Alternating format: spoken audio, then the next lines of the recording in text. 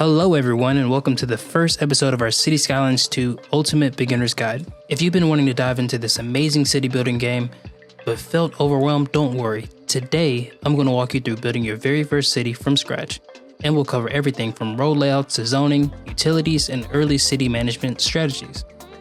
By the end of this video, you'll have a fully functional city and be well on your way to mastering the game. So let's jump right in.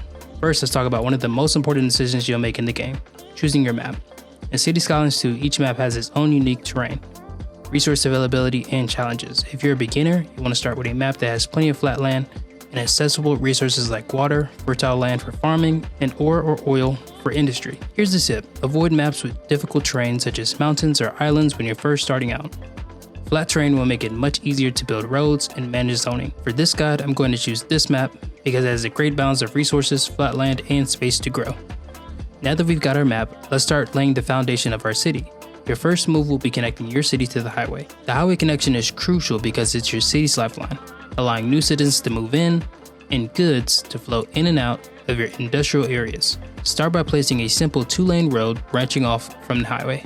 Here's where beginners often make their first mistake: overbuilding roads. Resist the urge to build a huge road network to start. Instead, keep it simple with a small grid layout. A grid system is easy to manage and expands well in the early game. We'll start with a small grid layout for our residential zones.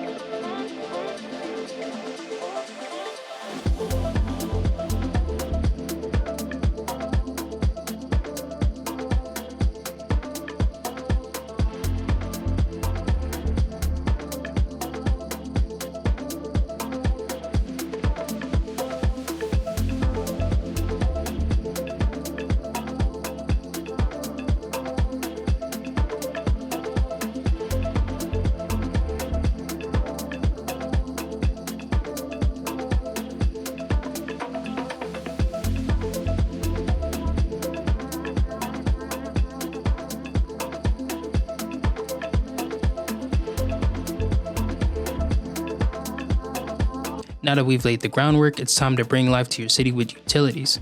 Let's start with power. In the early game, you want to keep costs low. Wind turbines are great, eco-friendly if you're near a windy area. Otherwise, a coal power plant is affordable but produces pollution, so keep it near your industrial zones. Power lines are essential for connecting your city to its power sources. You only need to connect power lines between your power plant and your zone areas for now, as the buildings will distribute electricity once they're connected. Next, we'll handle water and sewage. Place your water pumping station near a fresh water source like a river, and remember, sewage outlets should always be placed downstream from your water pump to avoid contamination. In this case, we're going with a water tower. Since the water towers run off groundwater, we won't have to deal with any potential sewage getting in our system. Next up, you want to connect your services with roads. An important tip is everything in City Skylines 2 runs under the roads. So if you connect your service buildings with roads, it'll connect power and also water up to your system. Now let's zone our first areas. Start by zoning a small residential area. You want to place your residential zones close to the highway, but not directly on the main road, to avoid noise pollution.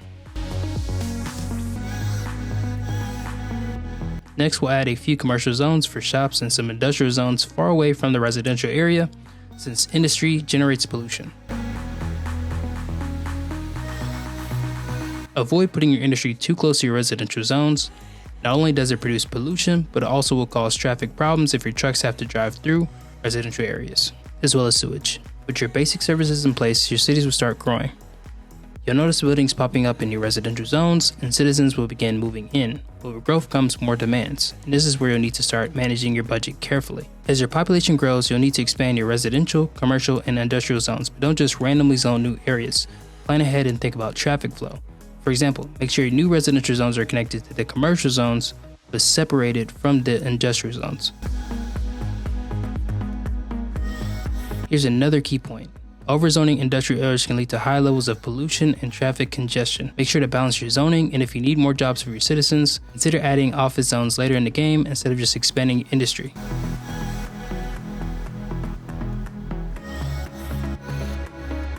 At the start, your budget might be tight, so it's important not to overspend on services or overbuild too quickly. Keep an eye on your expenses. If you're running low on cash, you can temporarily lower the funding for services like healthcare and education in the budget panel until you have more citizens paying taxes. Another tip, don't forget to manage your taxes. You can safely raise taxes to 11% for all zones without making your citizens unhappy. This will give your budget a nice boost early on. Traffic can become a problem even early in the game if you're not careful. A good tip is to use roundabouts at key intersections. They help reduce traffic jams by keeping cars moving, unlike traffic lights, which can stop cars at intersections. As for city services, you want to prioritize adding a police station, fire station, and healthcare clinic as soon as possible. Keep them centrally located so they can cover your growing city effectively. Now that your city is growing, it's important to keep an eye out for what your citizens need. You can see their complaints by clicking on individual buildings or checking the city overview panel. Some common early game issues are lack of workers, garbage piling up, or not enough schools. To solve worker shortages, make sure you're zoning enough residential areas. For garbage, add a landfill or recycling center close to your industrial zones.